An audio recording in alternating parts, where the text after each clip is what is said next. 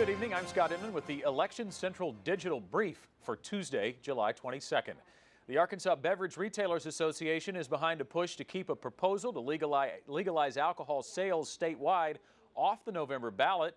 The association has formed a group called Let Local Communities Decide for Themselves, and that group has sent a letter asking the Secretary of State's office to disqualify the proposal because Arkansas law dictates that petitions for statewide measures should be filed not less than 4 months before the election. And exactly 4 months would have been July 4th. But instead, the petition was submitted on July 7th, since July 4th is a holiday.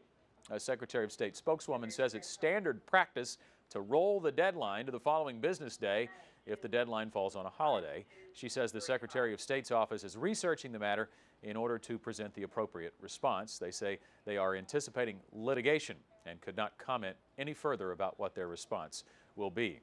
Meantime, the group trying to get the proposal on the ballot has until August 18th to turn in additional signatures. They say they think they will have enough to turn in a couple of weeks early. They need about 17,000 more signatures. Well, some Republican candidates are jumping on the opportunity to comment on today's rulings by 2 federal appeals courts that affect the nation's health care law. The rulings came within hours of each other. A divided court panel in Washington ruled that the subsidies that help millions of low and middle income people pay their premiums can only be paid in states that have set up their own insurance exchanges. But in Virginia, another appeals panel unanimously came to the opposite conclusion. Republican Congressman Tom Cotton saying in a statement about the first ruling, quote, "Today's ruling is just the latest example of why we must start over on health care reform." Cotton has made his opposition to the federal health care law a cornerstone of his campaign against Senator Mark Pryor, who supports the law. And State Representative Bruce Westerman, who is running for Cotton's congressional seat, said in a statement that both rulings, quote, highlight the fact that Obamacare was a poorly written takeover of people's health care and an ill-conceived law.